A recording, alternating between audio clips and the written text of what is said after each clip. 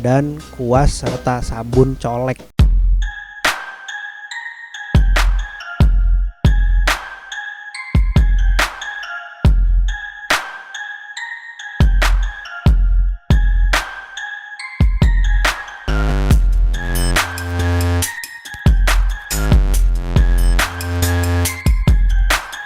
Setelah dibersihkan dengan air, jangan lupa untuk dikeringkan.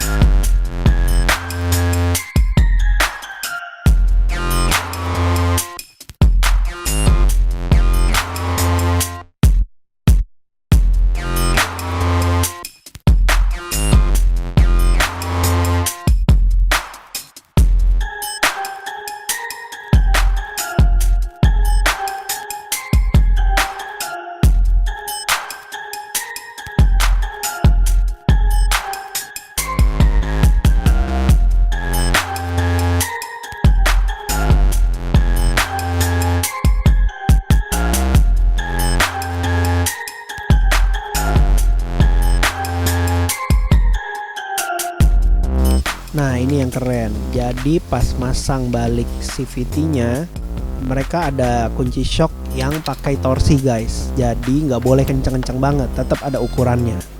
Nah, kalau udah kenceng dia nggak akan bisa ngencengin lagi, jadi akan loss kunci shocknya.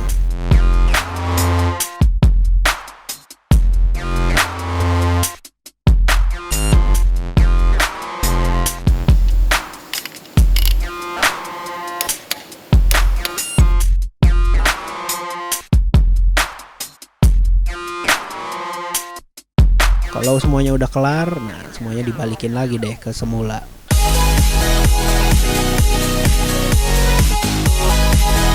Nah, beberapa waktu lalu Auto Travel pernah servis 1000 kilo Honda PCX. Tapi karena belum sampai 1000, jadi pas udah 1000 km oil change-nya nyala. Nah, gimana cara matiin notifikasi oil change di MID? Motor dimatikan, kemudian pas akan menyalakan, tahan tombol set selama beberapa detik sambil diputar kunci kontaknya. Notifikasi oil change-nya akan mati sendiri. Semoga info ini berguna ya.